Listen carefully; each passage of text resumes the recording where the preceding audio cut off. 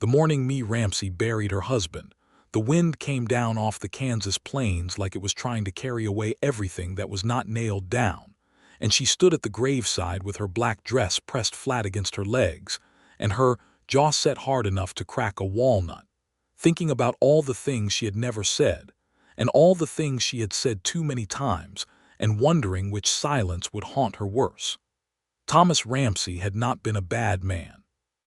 She needed to remember that, standing over the mound of fresh red earth while the preacher spoke words that floated away on the wind before they could reach her ears. He had not been a bad man. He had been a careless one. Careless with money, careless with the land, careless with the fences and the roof shingles and the water pump that had been groaning for 2 years before it finally gave out completely last October, leaving her hauling buckets from the creek every morning in weather so cold her fingers cracked and bled. Thomas had always said he would get to it. He always meant to. Mae had learned, somewhere in the 7 years of their marriage, that there was a considerable distance between meaning to do something and actually doing it, and she had spent most of her adult life living in that gap. Now he was gone. A horse had thrown him 3 weeks ago on an ordinary Tuesday, the kind of Tuesday that had no business being anybody's last day, and the ground had been harder than stone after 2 months without rain, and that had been the end of Thomas Ramsey at 31 years old. She was 26. She owned 40 acres of dry Kansas prairie, a house that needed a new roof, a water pump that still didn't work, 2 horses, 11 chickens, and enough provisions to last her through spring if she was careful. She had a neighbor named Dorothea Holt, who brought her food wrapped in cloth and cried each time she visited, which Mae found more exhausting than comforting. And she had the knowledge, sitting somewhere behind her sternum like a cold stone, that she was entirely alone for the first time in her life, and that somehow she was going to have to figure out what came next. What came next arrived on a Wednesday morning, 6 weeks after the funeral, in the form of a man on a gray horse who stopped at the edge of her property and looked at her fence line for a long time before he looked at anything else. Mae was on the porch with her coffee, watching the sun come up over the flat horizon when she noticed him. He was tall in the saddle, broad-shouldered, with a dark hat pushed back on his head and a canvas coat that had seen considerable weather. He was not looking at her. He was looking at her fence, specifically at the section near the road where 2 posts had leaned hard to the east following a storm the previous month, taking the wire with them in a slow collapse she had been unable to find the time or energy to address. He sat there for a full minute, just looking at those fence posts, with an expression on his face that she could not make out from the porch. Then he stepped down from his horse, tied her to the fence rail that was still standing, and walked back to his saddlebag. He pulled out a pair of heavy leather gloves, a hammer, and what appeared to be a fencing tool. Mae set down her coffee cup. She walked to the edge of the porch steps and watched as the man got down on one knee in the dirt beside the first leaning post and began to examine it with the kind of focused attention she normally associated with doctors or clockmakers. He pressed his palm flat against the post and pushed. He crouched lower and looked at where it met the ground. Then he stood, went back to his horse, and returned with a long, narrow digger, and he began to work the post free of the earth with methodical, unhurried movements. "Excuse me," Mae called out. The man looked up. His face was angular and weathered, with dark eyes that caught the early light, and he appeared to be somewhere in his early 30s. He had the hands of someone who worked with them constantly, that much she could see even at this distance. "Morning," he said. His voice carried easy and clear across the morning air. "What exactly are you doing?" He looked at the post in his hands, then back at her, as if the answer was self-evident, but he was willing to discuss it anyway. "Your fence posts are going," he said. "These 2 are already compromised, but the next 3 down are starting to lean as well. If you leave them till next month, you'll have a 50-foot section down." Mae walked off the porch and across the dry grass toward him, stopping about 10 feet away with her arms crossed. "I'm aware of that," she said. "What I asked was why you are on my property fixing them." He pulled off one glove and held out his hand. "Paul Ralston. I bought the Dewhurst place last fall, about 2 miles east. Your property borders mine at the creek line." Mae looked at his hand for a moment before she shook it. "Mae Ramsey." "I know," he said, with a gentleness in his voice that did not feel like pity, which was notable because every other person who had said her name in the past 6 weeks had loaded it with pity until it sagged under the weight. "I was sorry to hear about your husband." "Thank you," she said, the way she had said it 40 times already, like a line she had memorized. Then she looked at the fence post in the dirt. "You still haven't explained why you're fixing my fence." He put his glove back on. "Because it needed fixing," he said, as if that were the simplest and most complete answer in the world. "I've got the tools, I've got the time this morning, and if that section goes, your horses will be out before the week is done." He paused. "Unless you'd rather I didn't, I don't mean to intrude." Mae looked at the leaning posts, and then at the man, and then at the posts again. She thought about Thomas, who had looked at that same section of fence for 2 years and said he would get to it. She thought about the way she had reminded him, and then stopped reminding him, and then simply started expecting nothing, which was a different kind of sadness than anger, quieter and more permanent. "I'll get you some water," she said. "It's going to be warm by mid-morning." He nodded and went back to work, and Mae went back to the house. She brought him water at 8:30 and watched from a distance while he worked, and what she noticed, standing there in the rising heat with her cup in her hands, was that he was not simply replacing the broken posts. He was resetting all 5 of the posts that had begun to lean, not just the 2 that had already fallen. He was doing work that had not yet become urgent, fixing a problem that most men would not have noticed until the fence was entirely down and the horses were in someone else's field. It was such a small thing, such an ordinary, practical thing. She didn't know why it sat in her chest the way it did, like something warm placed against cold skin. He finished by 10 o'clock and returned his tools to his saddlebag with the same quiet efficiency with which he had begun. Mae brought him a second tin of water and stood beside her gate while he drank. "How long have you been ranching?" she asked, because she did not know what else to say, and the silence felt like something she needed to fill. 10 years if you count the time I spent working other men's land before I got my own." He handed the tin back to her. "Before that I was with the railroad briefly, and before that I was my father's apprentice." "What did your father do?" "He was a carpenter." He said it simply, without nostalgia or grief, though she noticed the slight past tense. "Taught me that you look at a thing and you see not only what it is now but what it's going to be in 3 months if you leave it alone. Most problems announce themselves long before they become disasters." Mae looked at her fence, now straight and solid, and set an inch deeper into the red earth than it had been before. "Most people don't look that closely," she said. "No," he agreed. "They don't." He put his foot in the stirrup and swung up onto the gray horse with an ease that spoke of 1,000 mornings just like this one. He touched the brim of his hat. "I'll be heading back. You have any trouble with that north section, let me know." And he rode east down the road, and Mae stood at her gate and watched him go, and felt something shift inside her that she did not have a name for yet. She mentioned it to Dorothea Holt when the woman came by on Friday with a pot of bean soup, mostly because she was the only person Mae had spoken to in days, and the story wanted to be told. "Paul Ralston," Dorothea said, setting the pot on the stove and turning around with an expression of mild interest. "Bought the Dewhurst place, yes. Quiet man, keeps to himself. I've heard he's a fair hand with anything mechanical or structural. Old Gerald Hicks said Ralston rebuilt his barn roof last spring when Hicks threw his back out and wouldn't take more than a meal and a handshake for it." "He just appeared at my fence," Mae said. "I hadn't asked him." Dorothea looked at her. And nothing. I'm merely observing that it was unusual." "Unusual," Dorothea repeated, and smiled in a way that Mae found irritating.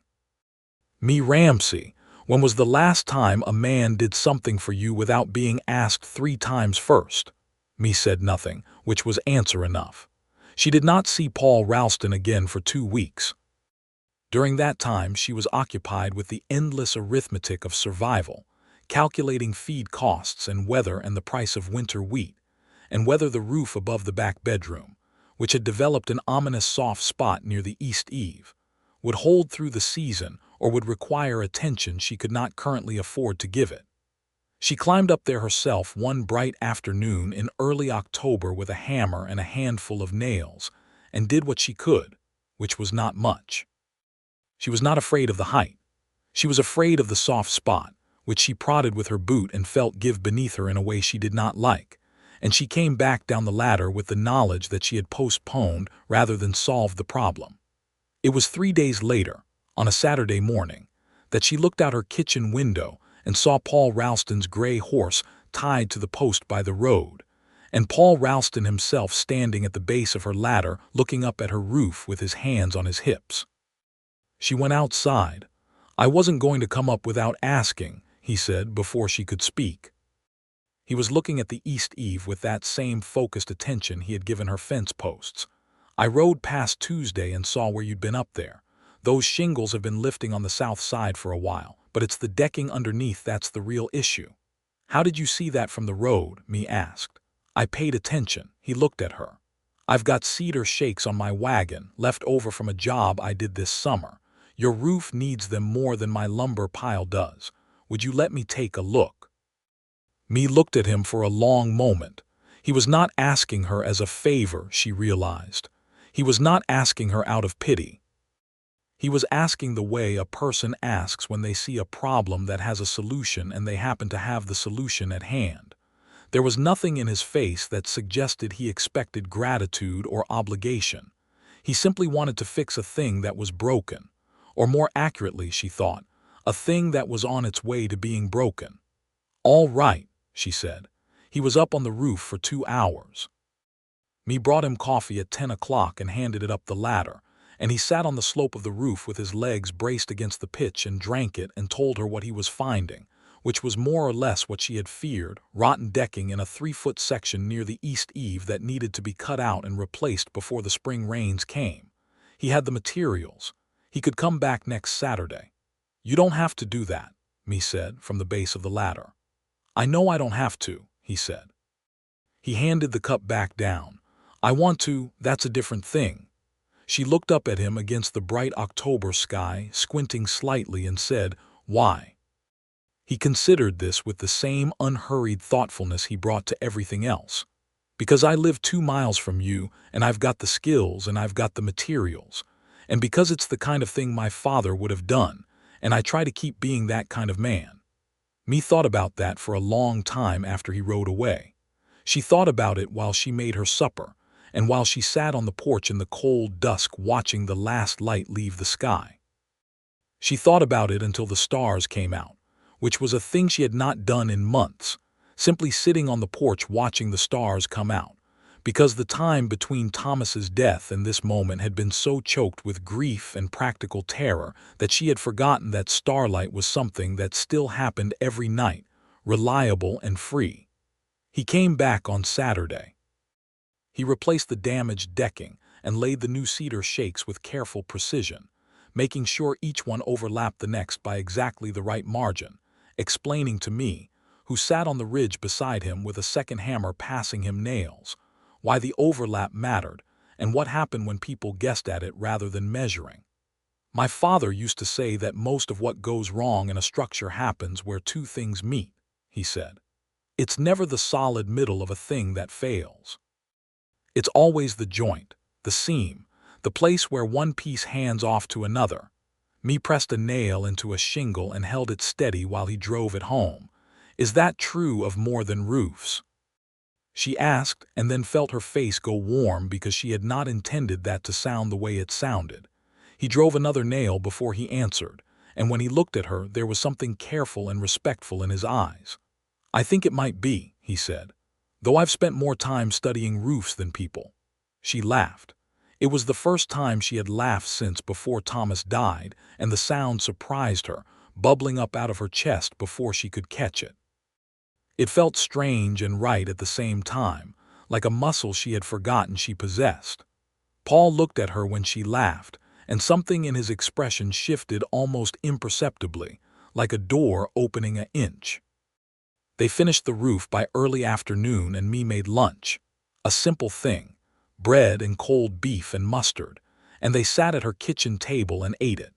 And the conversation moved without her planning it from roofs to cattle to the winter ahead to his father's carpentry shop in Missouri and her mother's garden in Illinois, which me had not thought about in years. Her mother's garden with its rows of sweet corn and its enormous stand of sunflowers against the back fence. The way the sunflowers had always turned to face the light as if they knew something the other plants did not. She died when I was 17, me said, not knowing she was going to say it until it was said. My mother. And my father moved us out to Kansas the following spring. I think he needed to be somewhere that didn't look like her. Paul listened to this with the same quality of attention he gave to fence posts and roof shingles, complete and unhurried, and said, "My mother died when I was 12. My father kept her garden going for 20 years after. He said it was the one thing he couldn't bear to let go." They sat with that for a moment, the silence between them comfortable in a way that me had not expected. "You never married?" she asked, and then, "Forgive me, that's none of my business." "No, I don't mind." He turned his coffee cup in his hands. "I was engaged once." She decided she preferred a man with a house in town rather than 40 acres of grass. I can't say she was wrong exactly, it just wasn't what I wanted. "What do you want?" me asked, and again the words came out more direct than she'd intended, but she found she didn't retrieve them. He looked out the window at her straight fence and her repaired roof and the wide flat prairie beyond, golden in the October afternoon. "This," he said simply. "Land that's mine, work that means something. A life built to last." Me looked at him across the table, at his careful hands wrapped around the coffee cup, and thought about 7 years of meant-to-do-its and I'll-get-to-its, and thought about what it might mean to live alongside a man who looked at what was and also at what was coming, who fixed the fence posts before they fell and the roof before it leaked, and who did it not out of obligation, but because that was simply who he was. She told herself she was being foolish. She was 6 weeks past widowhood, which was no kind of emotional footing for sense-making of any variety. But she noticed him. She kept noticing him. November came in cold and fast, the way it did on the Kansas plains, the wind finding every gap in every wall. Me was better prepared than she'd been last year, mostly because Paul Ralston had spent a Saturday afternoon in late October going around the exterior of her house with a bag of oakum and a caulking iron, filling every crack and gap and joint where the drafts came through. He had not asked.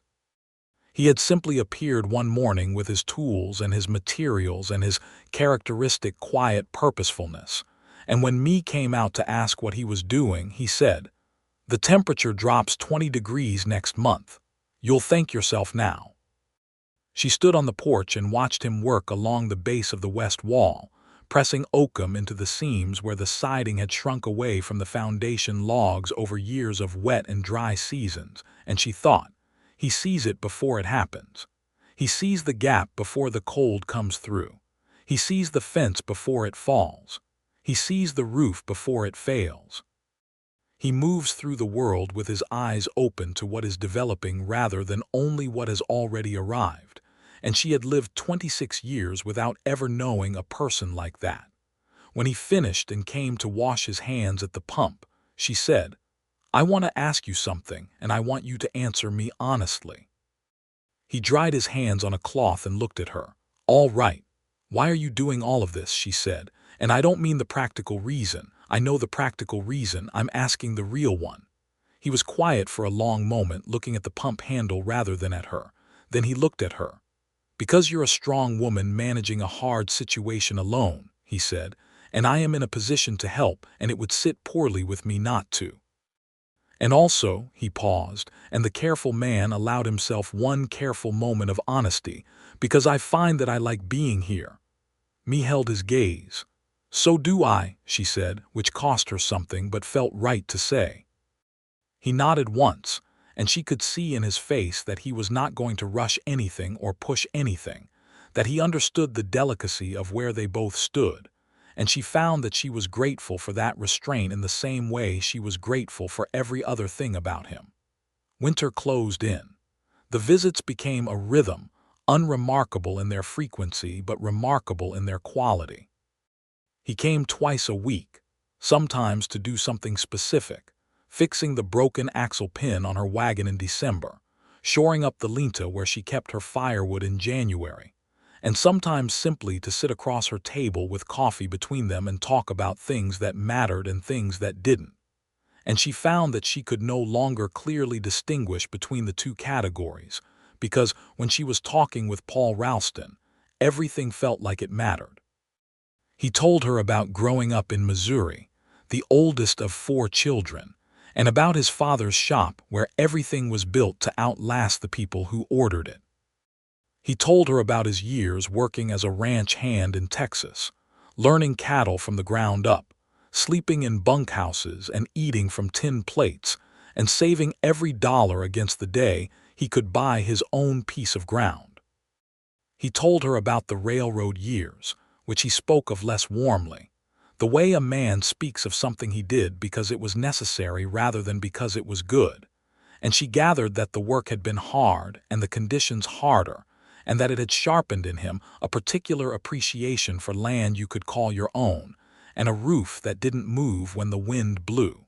She told him things too, more than she'd told anyone in years, because there was something about his quality of attention that made her feel safe delivering honest things into it. She told him about marrying Thomas at 19, young, and in the grip of a feeling she'd mistaken for certainty. She told him about the slow education of living with a man's intentions rather than his actions, the particular loneliness of sharing a home with someone and still feeling largely unseen.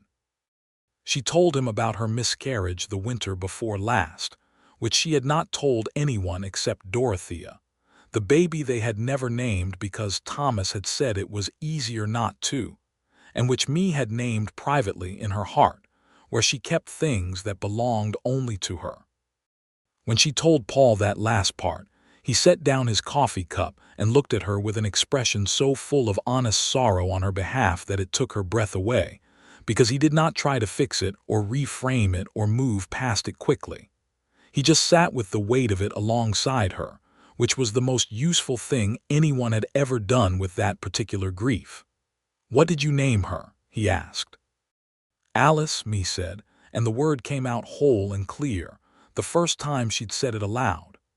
"Alice," he repeated, quietly, giving it the respect a name deserves.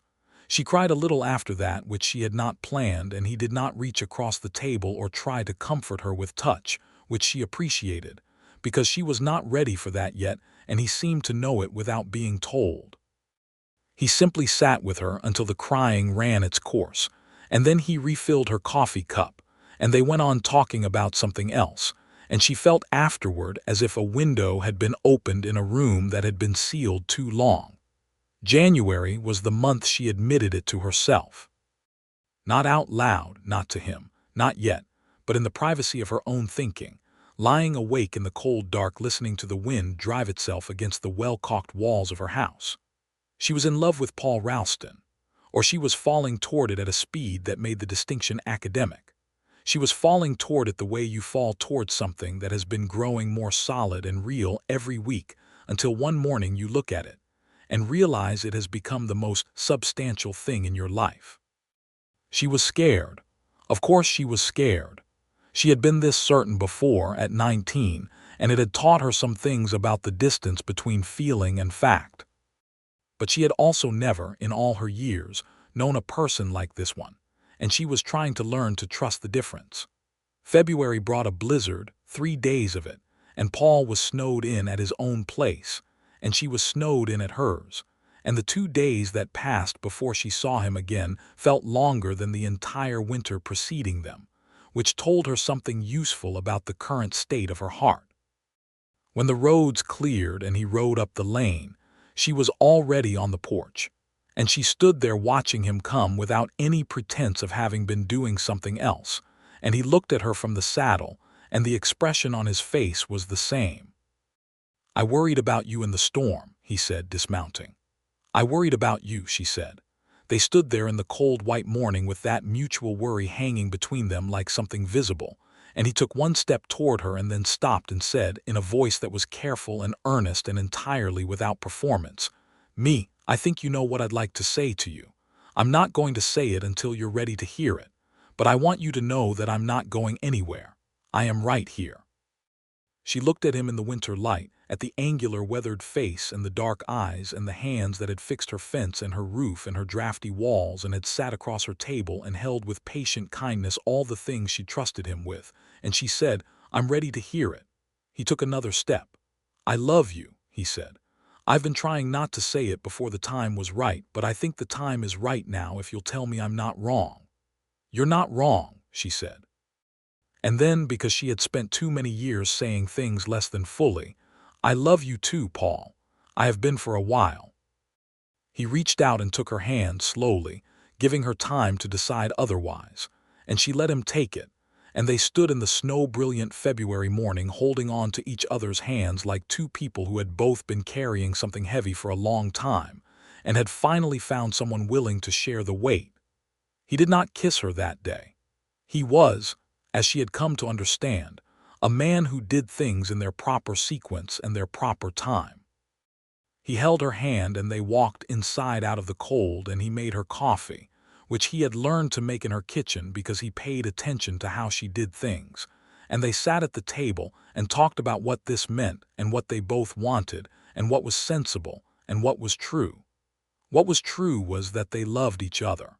What was sensible was that they proceed with intention and care. What it meant was that something was beginning, and that for the first time in either of their lives, the beginning felt like it had been built on solid ground.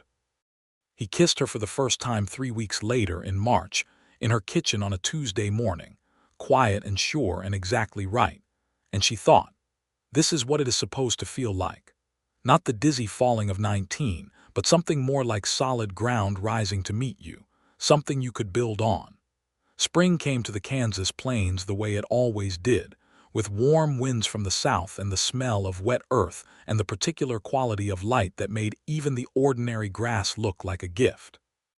Mae's garden, which she had let go somewhat the previous year in the shock and grief of Thomas's death, came back with the help of Paul's methodical attention to the soil in early April, turning it and amending it and planning the layout with the same forethought he brought to everything. "You don't have to plan my garden," she told him, standing at the garden's edge with her hands on her hips. "I know," he said, on his knees in the dirt, pressing seeds into prepared furrows.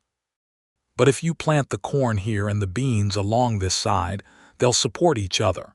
It's a thing the Osage people used for generations before any of us got here. Corn, beans, squashed together. They call it the Three Sisters." Mae looked at the careful furrows and thought about things that support each other. "You know a great deal about a great many things," she said. He looked up at her. "I pay attention. That's all it is, really.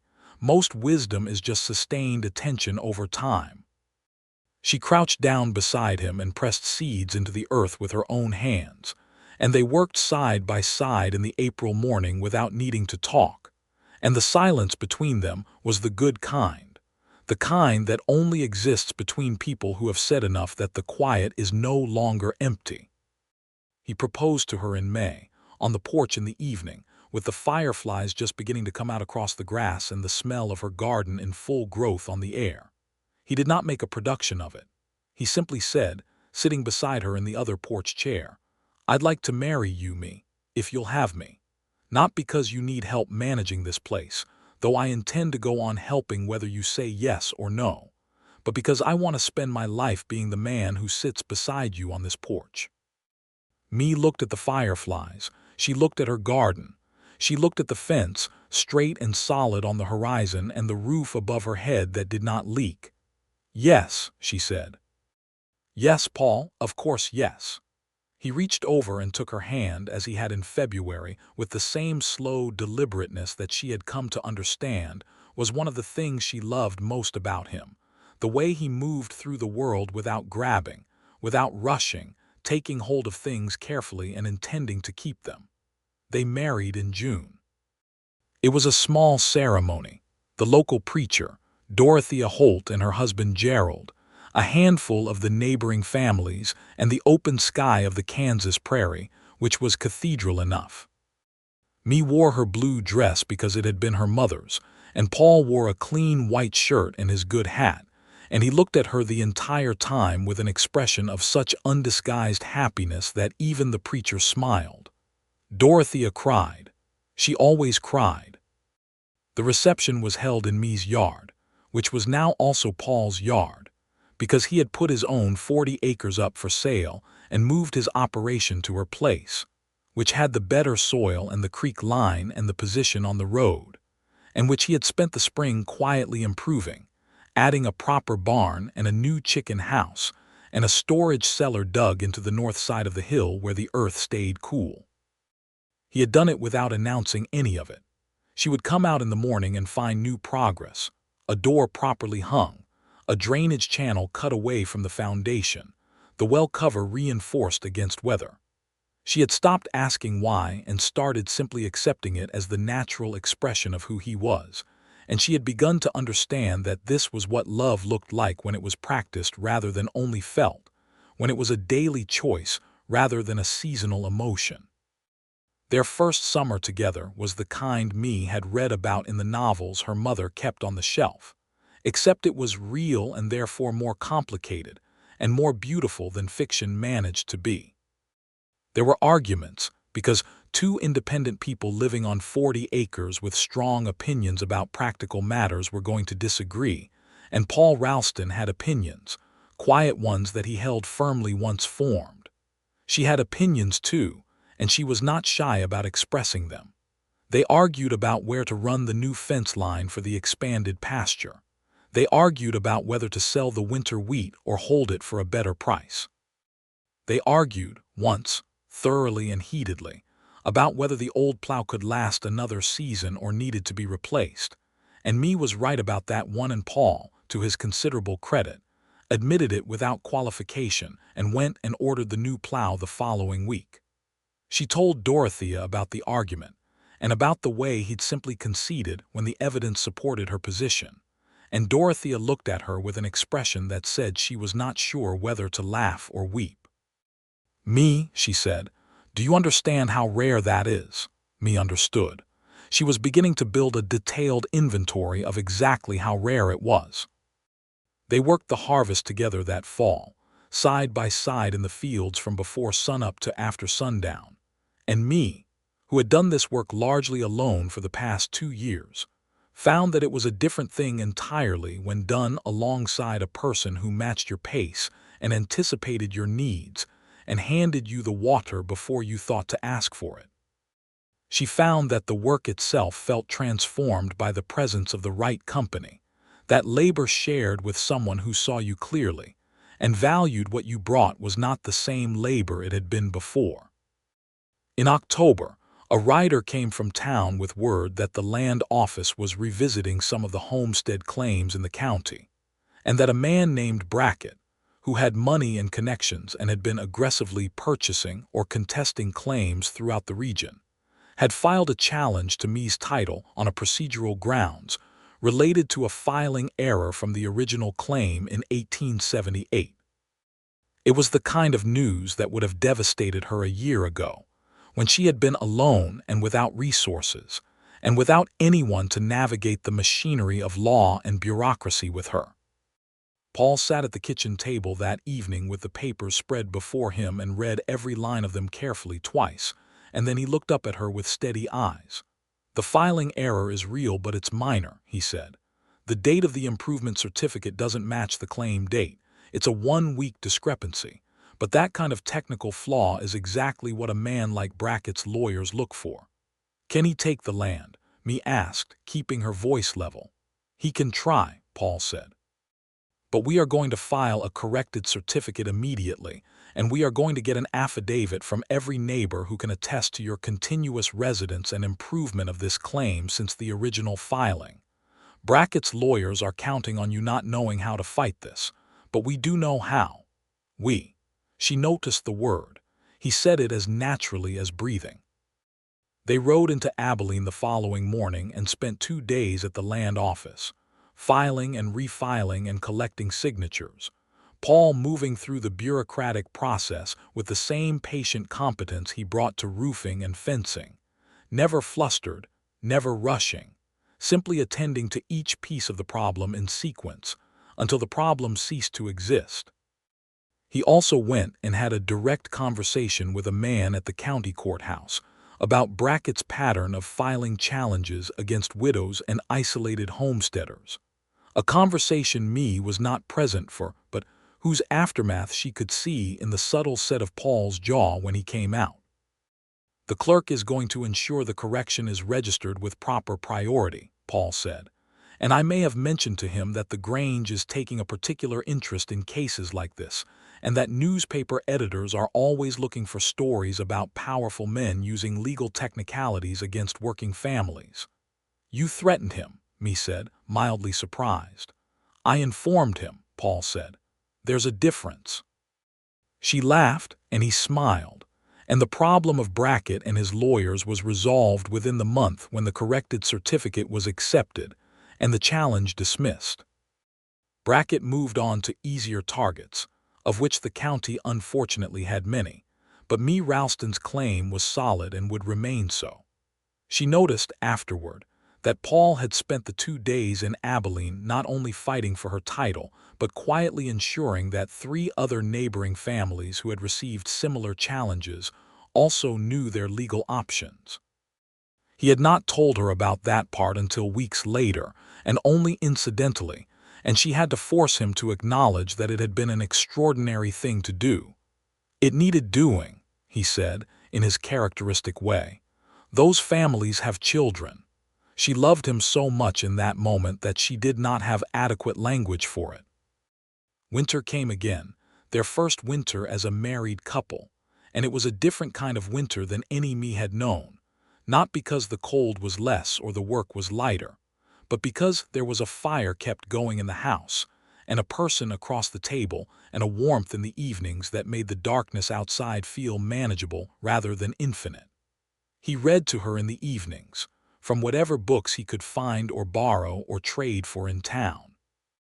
He was a careful reader, not showy about it, choosing his pace for the meaning rather than the performance, and she would sit across from him with her sewing or her mending, and listen to his voice moving through the words and think about how it was possible to be this content, to have arrived at this particular configuration of days, and decided it was exactly right. She was pregnant by December. She knew before she told him, carrying the knowledge for a week in the same private interior space where she kept Alice's name and her mother's garden. When she told him on a Sunday morning in the kitchen with snow coming down outside, he went very still, and then he looked at her with an expression she had never seen on his face before, something raw and open and so full of feeling that it transformed his entire face into something younger and more vulnerable than she was accustomed to. "Are you well?" he asked first, which was the right first question and which she loved him for. "I'm well," she said. "I'm happy. Are you happy?" He stood up from the table and came around to her side and crouched down beside her chair and took both her hands in his and said, in a voice slightly thicker than usual, "I'm the happiest I have ever been in my life." She pressed her forehead to his. "Me too," she said. "Me too." The pregnancy was careful and uncomplicated, and Paul was attentive without being hovering, which was a balance she appreciated because she was a woman who did not care for being hovered over. He made adjustments to the work around the farm without making announcements about making adjustments, so that somehow the heaviest tasks were always already done when she came looking for them, and the lighter ones were left for her to do because he understood that she needed to be useful, that being useful was part of how she understood herself. He also, in February, 2 months before the baby was due, went over every square foot of the house and identified and addressed every potential hazard: a loose board in the kitchen floor, a window latch that did not fully catch, the gap under the back door where cold came in, the warped shelf in the pantry that listed dangerously to one side.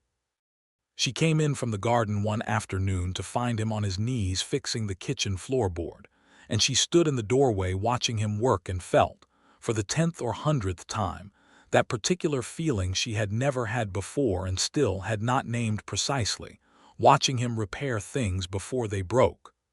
"There is something I want to say to you," she said. He looked up from the floor. "I want to say it properly," she said, crossing the kitchen and sitting in the chair nearest him, so they were level with each other. "I have been thinking about how to say it for months." He sat back on his heels and waited, giving her his full attention. "Before you," she said, "I thought I knew what it meant to have someone. I thought it meant not being alone in the house. I thought it meant having a name paired with yours and a shared table and shared work. I thought those things were enough because I had never known the other kind." She looked at his hands, resting on his knees, patient and still. "You taught me what it actually means," she said. "To be seen, to be anticipated, to have someone who looks at what is coming and tries to make it better before it arrives. I had never known a person like that before you, and I want you to understand that I know exactly how rare you are. I want you to understand that I have noticed everything." He was quiet for a moment, and she could see that the words had reached him, had gone in rather than bouncing off the surface, which was something she had always loved about him, the way he received things fully. "I've spent my whole life trying to be the kind of man my father was," he said finally.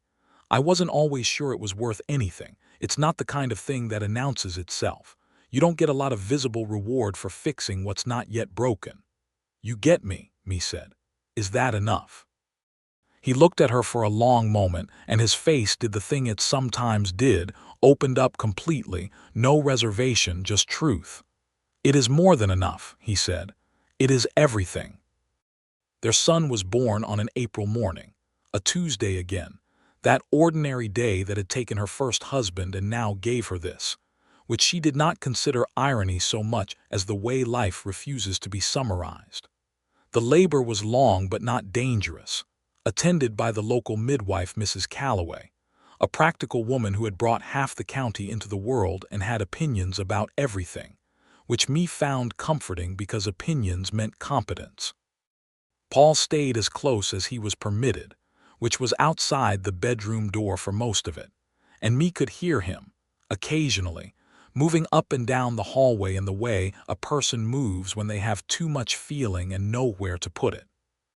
When it was done, and she was holding the baby and Mrs. Calloway had pronounced everything satisfactory and gone to make tea, Paul came in and sat on the edge of the bed, and looked at the child in Mee's arms with an expression of absolute and unguarded wonder, like a man looking at something he had built in his mind for so long that encountering the reality of it was almost more than he could hold. "He looks serious," Paul said. "He is your son," Mee said. "What did you expect?" Paul laughed, and the baby opened his eyes at the sound, two dark, uncertain eyes focusing on nothing in particular, and they named him James after Paul's father, and Mee thought of Alice, who would always be held in her heart alongside James, the child who had come and the child who had not, both real, both hers. Life after James was fuller and louder and considerably more complicated, in the particular way that an infant makes everything simultaneously more complex and more essential. James was a steady child, quiet in the way his father was quiet, alert and watchful, studying everything around him with those dark, serious eyes as if he was already assessing what needed doing. Mee found this deeply amusing and told Paul so. "You have reproduced yourself," she said, watching James, at 4 months old, examine a wooden block with intense, focused attention. "He is going to fix things." "Everybody fixes things eventually," Paul said. "The question is whether you wait until they're broken." James was 8 months old when Paul's sister came out from Missouri, a woman named Clara who had her brother's steady quality but considerably more volume, and who spent 3 days at their kitchen table telling stories about their father and their childhood in the carpenter's shop, and who cried when she saw James because he had their father's brow and their father's hands, the same broad, capable hands that had built so many things that were still standing. Clara took me aside on her last morning and said, without preamble, "I worried about him, you know. He's the kind of man who gives everything and asks for nothing, and eventually that leaves you with nothing because no one thinks to give back. I worried about him being alone. He's not alone, Me said. No, Clara said, with the particular satisfaction of a woman who has seen something she hoped for come to pass. He's not. 2 years passed in the way that good years do, quickly, and with a quality of fullness that only becomes apparent when you look back, which is itself one of life's more reliable patterns. James grew into a walking, talking, highly opinionated small person who followed his father around the farm with a tiny hammer Paul had made for him, and observed everything his father did with the same complete attention that his father gave to the world. And Paul taught him things at a level appropriate for a 2-year-old, which mostly meant letting him hold things and asking him questions about what he observed. And me would watch them from the porch or the garden and feel a complicated and complete happiness that had no name in the English language, though she suspected some other language had one.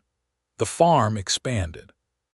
They bought another 10 acres to the south when the Kramer family moved on, and Paul built a larger barn that winter, a proper structure with a gambrel roof and good drainage, and posts, set so deep they could survive anything short of a direct act of geological violence. Me kept the books and ran the garden and managed the chicken operation, which had grown to 30 birds and was supplying eggs to 2 families in town on a regular basis. And she hired a girl from the Hennessy family, 15 years old, to help with the household work on the days when the farm work was heaviest. Her name was Nell, and she was a sharp, eager girl who reminded me of herself at that age, before life had had the opportunity to teach her its more complicated lessons. Me paid her a fair wage without being asked whether it was fair, because Paul had said, on the day they discussed hiring help, "Pay her what the work is worth, not what you can get away with." Those are different numbers and the difference matters, and me had agreed completely. She took a particular interest in Nell's education, in the practical sense, not the schoolroom kind but the kind that teaches a young woman what she is worth, and what she is owed, and what she can do with her own hands and mind.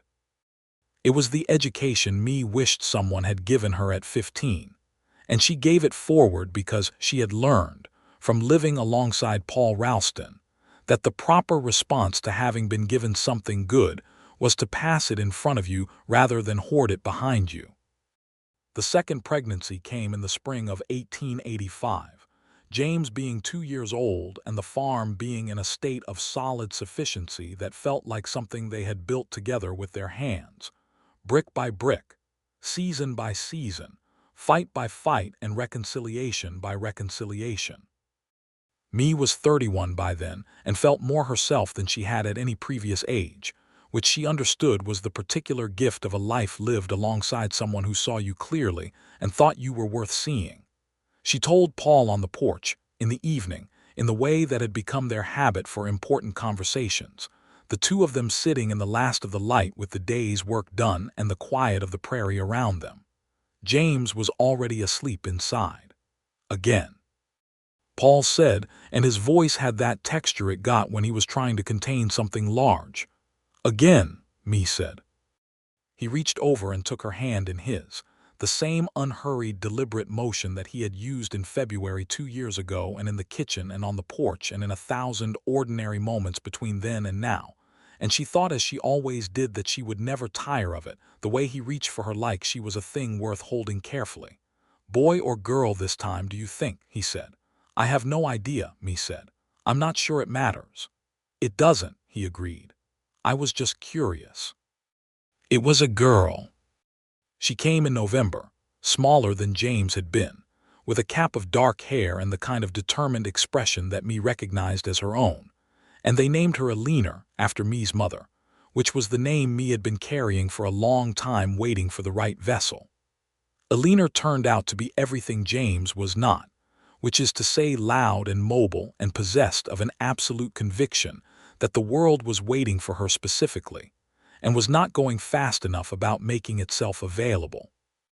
By the time she was 14 months old, she had investigated every corner of the house, attempted to eat the cat's food, and developed a vocal range that Mae suspected was audible in Abilene. James watched his sister with the expression of someone who has been given more to study than he expected. Paul was, if possible, even more thoroughly undone by Eleanor than he had been by James. Mae found him sitting on the kitchen floor one afternoon with Eleanor in his lap, showing her how to fit two pieces of wood together, explaining joinery to a child who could not yet form sentences, with the complete patience and sincerity that he brought to everything. "She doesn't understand what you're saying," Mae said from the doorway. "She understands more than we think," he said without looking up. "And eventually she'll understand all of it. Better to start now." Mae leaned against the doorframe and watched her husband show their daughter the principles of woodworking, and she thought about the man she had been 6 years ago on the morning she buried Thomas Ramsey, standing at that grave with the wind taking everything that wasn't nailed down, not knowing that 2 miles east there was a man who looked at fences and saw their future, who looked at roofs and saw what winter would do to them, who would look at her and see not her grief or her difficulty or her widow status, but the person she actually was and the person she was capable of becoming. She thought about what she had said to him in the kitchen that day, that she had never known a person like him before. She thought about how true it still was, how it was possibly more true now than it had been then, because she had accumulated 6 years of evidence in support of the original observation. He was still that man, still the man who filled the gaps before the cold came through, who shored up the walls before they leaned, who paid attention to what was coming so that what came was never as terrible as it might have been. She had told Dorothea about it months ago, when Dorothea had come for Sunday dinner and found the farm in its current state of tended, well-built, carefully maintained order and had looked at it, and then looked at me with a specific expression. "He was the kind of man who repaired things before they broke," Mae had said, quietly, looking out the kitchen window at Paul and James in the yard, the boy with his small hammer and his father's patience. I had never seen that kind before. I did not know it was possible. Dorothea had said nothing for a moment. Then, "I think half the women in this county would say the same." "Maybe," Mae said, "but he's mine." Dorothea had smiled at that, and Mae had smiled too, and it was the smile of a woman who knows exactly what she has and has taken the full measure of it and found it more than adequate, found it magnificent. James was 4 years old when he found a bird with a broken wing in the yard, a meadowlark, lying in the grass near the fence, and brought it to his father with both small hands cupped carefully around it, his face grave with the weight of the situation. Paul examined the bird in the way he examined everything, thoroughly and without drama. The wing was broken at the joint, which was often the fatal injury in birds this size. But it was a clean break, no compound fracture, and the bird was otherwise alert. He looked at his son. "What do you think we should do?" he asked. James considered this seriously. "Fix it," he said. "Can every broken thing be fixed?" James thought about this for a longer time than Mae would have expected from a 4-year-old. "Not always," he said, "but you can try." "That's right," Paul said. "You always try." And he went and found a small piece of light wood and some thin strips of cloth, and he showed James, step by step, how to make a splint, and they set the bird in a box lined with straw in the barn, and James checked on it every morning before breakfast for the 2 weeks it took for the wing to heal enough that the bird could be released. On the morning they let it go, standing in the yard with the box open, and the meadowlark stepping cautiously to the edge before launching itself up and away into the wide blue sky. James watched it go with an expression Mae recognized as his father's, that particular quality of satisfaction that comes from having done a thing properly and well. "He'll remember how to fly," James said, with the confidence of someone who had done the necessary work and expected the proper result. "He will," Paul said, his hand on his son's shoulder. Mae stood behind them and watched her husband and her son looking up at the recovered bird moving across the sky, and she thought, This is the kind of man he is, and this is the kind of boy he is raising, and this is the kind of life we are building, and it is a good one, a solid one, built on things that were looked after before they were lost. Spring of 1887 brought with it a new road being surveyed through the county, which was relevant to the farm because the surveyed line ran inconveniently close to the south corner of their expanded acreage. And Paul spent 2 weeks in careful negotiation with the county surveyor and the road commission. Armed with his deed and his original survey stakes, and a detailed knowledge of the legal language around right-of-way that he had acquired by reading every document related to land and road law he could find in Abilene's modest library. He did not lose his temper once in those 2 weeks, which me observed and filed away as further evidence of a patience that had no apparent bottom. The road was resurveyed 6 feet to the south. Their land was intact. That same spring, their neighbor Hicks, the man who had benefited from Paul's barn roofing years ago, came down with a serious lung ailment that took him out of commission for 2 months. Without anyone discussing it or organizing it, Paul simply absorbed a portion of Hicks's farm work into his own schedule, getting up an hour earlier and coming in an hour later until Hicks was back on his feet. Me supplemented with food and practical help to Mrs. Hicks, and when the old man recovered and tried to express his gratitude, Paul said, "You do the same. Let's not make a ceremony of it." Hicks, who was a man of 60-some years and not given to sentimentality, looked at Paul Ralston with a look that conveyed something considerable, and then looked at me and said, "You have yourself a good man there." "I know," me said. She always knew. James turned 5 that summer and began his schooling, riding into town 3 days a week on the small brown horse Paul had bought for him, and trained to a degree of gentleness suitable for a child, because Paul had started working with the horse 4 months before James was old enough to ride it, preparing the animal in advance of the need. Me had watched this process without comment, but she had smiled to herself every time she saw Paul in the paddock with the horse, patient and methodical, because it was so entirely, perfectly him. Eleanor, at 2.5, had by this point decided that she was going to be a carpenter when she grew up, based on the available evidence of what her father did with his hands, and she had claimed her brother's small hammer as her own, and could be found daily in the yard driving nails into a dedicated piece of scrap wood that Paul had given her for the purpose, with a focus and determination that suggested the career ambition was genuine. Me did not discourage it. She was the daughter of a man who had moved his family across the country, and the widow of a man who had not fixed his fences, and she had spent her adult life learning what it meant to take care of things and be taken care of, and she intended her daughter to know from the beginning that her hands were for building, that the world was something you engaged rather than simply endured. She wrote to her father, who had moved back east to Illinois with her brother's family some years ago, to tell him about the children and the farm and the life she had built, and in the letter she tried to describe Paul in a way that would be adequate, and she found it difficult, because the qualities that mattered most about him were the quiet ones, the ones that did not make good stories exactly because they were the prevention of stories, the fence that didn't fall, the roof that didn't leak, the cold that didn't come through because the gaps had been filled. She wrote, "He is the kind of man who sees what is coming before it arrives and does something about it. He is the kind of man who fixed my fence before my horses were lost, and my roof before the rain came in and my walls before the cold got through them. He is the kind of man who fills the gaps.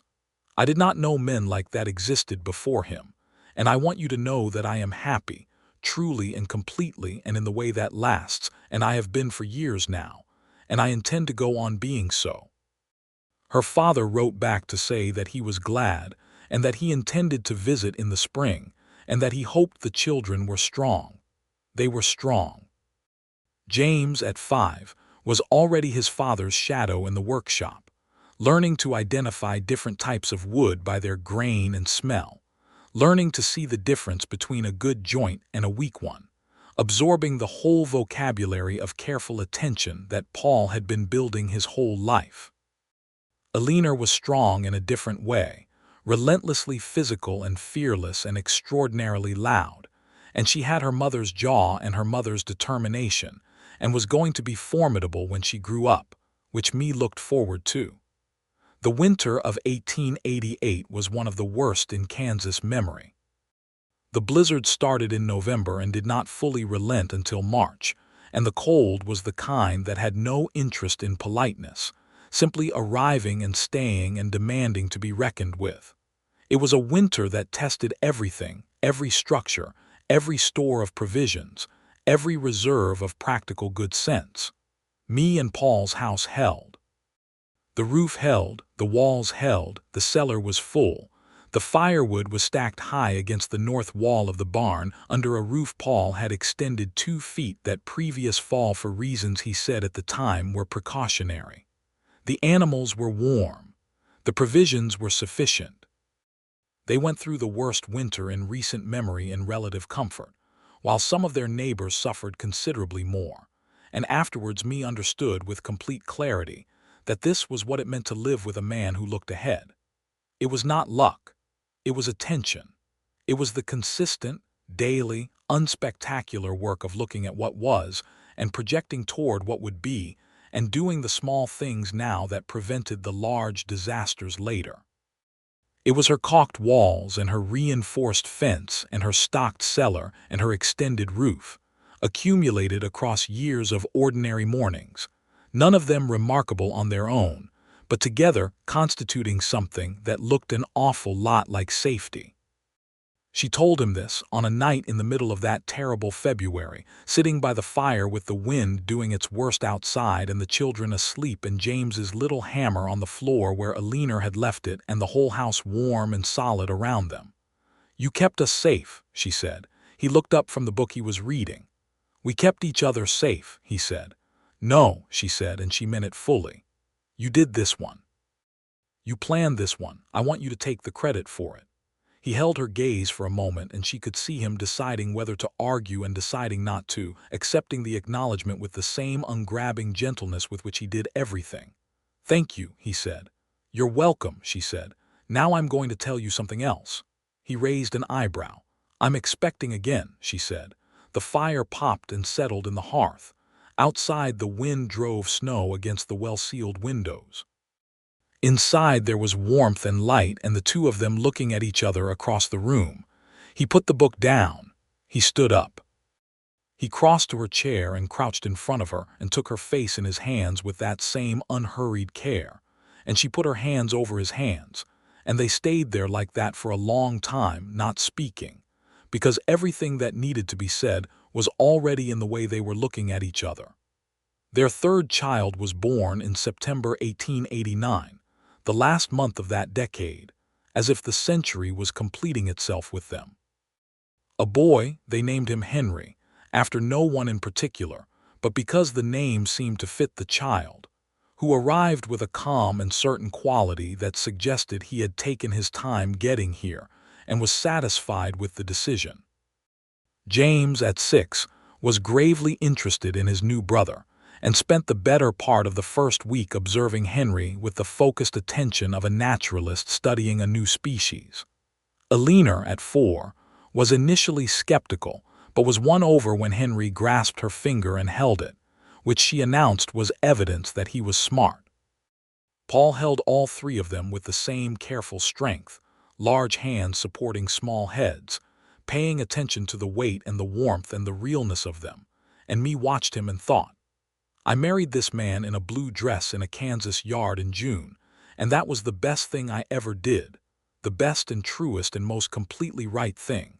And I knew it then, but I know it more completely now, because I have had 8 years to accumulate the evidence. They sat on the porch that fall evening while Clara, who had come to help with the new baby, watched the children inside, and the harvest was in, and the season was changing, and the fireflies were done for the year, but the stars were extraordinary as they always were over the flat dark prairie, and me leaned her head against Paul's shoulder. "Are you happy?" she asked. She asked him this sometimes, not because she doubted it but because she liked to hear him say it. "Irreversibly," he said. She laughed and felt him smile against the top of her head. "When did you know?" she asked. "The first time you came to fix my fence. Did you know then?" He considered this in his honest way. "I knew something," he said. "I knew there was a woman standing on her porch at 6 in the morning watching me with her arms crossed and her jaw set, and that she was going to tell me in very clear terms whether I was welcome or not, and that either answer was going to tell me something important about her. And when I brought you water, that told me considerably more." She smiled into his shoulder. "I noticed you before I admitted it," she said. "I watched you fix those fence posts and I thought, he sees what is going to happen and he stops it before it can. And I had never seen a man like that before. I didn't know it was a thing that existed. It's not rare," he said. "The ability, I mean. Most people have it if they develop it." "You're wrong about that," she said gently. "I've been watching people for 33 years and it's rare. Don't let your modesty mislead you about your own worth." He was quiet a moment. "My father was like this," he said. "I just tried to be him." "You are better than you know," she said. "And I'm going to spend the rest of my life telling you so because I've seen both kinds and I know the difference." He turned his head and pressed his lips to her hair, and they sat there on the porch in the September evening with the stars enormous overhead and the children inside and the harvest done and the farm solid, and tended around them, the fence straight on the horizon and the roof whole above their heads, and the walls tight against the coming cold. And Mae Ramsey, who was Mae Ralston and had been for 8 years, felt the specific and irreplaceable peace of a life built right. She thought of the woman she had been standing at Thomas's grave in the October wind, holding herself together with both hands, not knowing what came next. She did not blame that woman or pity her or wish her differently made. She had needed to be exactly who she was, exactly that bruised and capable and waiting, so that when a man on a gray horse stopped at her fence line one Wednesday morning and looked at what was coming instead of only what was there, she was ready to understand what she was seeing. He had fixed her fence. He had fixed her roof. He had filled her walls and shored up her land, and rebuilt the things that were failing and strengthened the things that were sound. And in doing all of that, quietly and consistently and without being asked, he had shown her what it meant to be taken care of by someone who actually understood the concept, not as a favor or an obligation, but as the natural expression of paying attention to what you love. She had not known that kind of man existed. She knew now that he did, because she had married one, and he was sitting beside her on the porch. And in the house behind them were 3 children who would grow up knowing what it looked like when a person gave the world their full attention and tried, always, to leave things better than they found them. She tilted her head up and kissed his jaw, and he turned and kissed her properly, slow and certain, the way he did everything, and the Kansas night expanded around them, wide and dark and full of stars. In the years that followed, James did in fact become a craftsman, apprenticed first to his father and then to a proper carpenter in Abilene, where he learned cabinet making with a skill that earned him commissions from households across 3 counties by the time he was 20. He had his father's hands and his father's patience and his grandfather's name, and Paul watched him develop his craft with a pride so deep it rarely surfaced in words, but was entirely visible to anyone who looked at the right moments. Eleanor, as predicted, was formidable. She did not become a carpenter in the literal sense, but she became the kind of woman who managed things, who organized the Grange Women's Committee, and the school library collection drive, and eventually, a credit cooperative that helped 3 families stay on their land when the dry years of the early 1890s threatened to take everything from everyone who wasn't careful. She had her mother's jaw and her father's eye for what was coming, and she deployed both without apology, which me found deeply satisfying. Henry grew into a quiet, deeply observant boy who loved the land and the cattle and the particular quality of the Kansas light in the late afternoon, and who was, at 8 years old, already beginning to show the same quality his father had always had, That capacity for looking at what was and knowing what would be and doing the small necessary work of prevention and maintenance and care that kept the disasters from arriving. Me watched all three of them and thought, this is what Paul gave them. Not only the skills and the knowledge, but the orientation, the way of looking at the world that sees the problem before it is a problem, and the wound before it bleeds, and the fence before it falls. It was the most important inheritance. She told him that, on an evening in 1892, sitting on the same porch with the same view, older now but the same in the ways that mattered. She was 39 and he was 45, and they had been married for 13 years, and she was still, every morning, glad. You gave them something I didn't have at their ages, she said. The way of seeing, the attention. He looked at her. You had it, he said. You just hadn't had anyone show you it was worth using. She thought about this. Maybe, she said. I think I had to learn it from watching you. Then we taught each other, he said, which is how it should be. The sun went down over the Kansas prairie in all its flat, enormous, uncompromising beauty, and Me put her hand in Paul's, and he held it with the same care he had held everything, the fence posts and the roof shingles and the people he loved, with the steady attention of a man who understood that what you tend is what survives. The chickens were put up, the horses were in the barn, the children were variously occupied with books or chores or the particular projects of their particular minds. The house was warm and sound and whole. The farm was everything they had built it to be. Me looked at the horizon where the last light was burning itself out in orange and copper, and she thought, I am here. I am exactly where I am supposed to be, with exactly who I was supposed to find. She had buried her first husband on a windy October morning and stood at his grave not knowing what would come. And what had come was this man and this life and these children and this porch and this hand in hers. And she would not trade a single hour of the grief or the difficulty or the long cold winters, because all of it had led here. To a Wednesday morning when she had brought water to a stranger fixing her fence and understood, though she hadn't words for it yet, that she was watching something she had never seen before. He was the kind of man who repaired things before they broke. She had said that to Dorothea, and she had said it to her father, and she had said it to Clara, and she had thought it 10,000 times since the first morning he showed her what it looked like. And all those years later, sitting on the porch with his hand in hers and the whole repaired and tended and loved life around them, it was still the truest and most complete thing she had ever said about another person.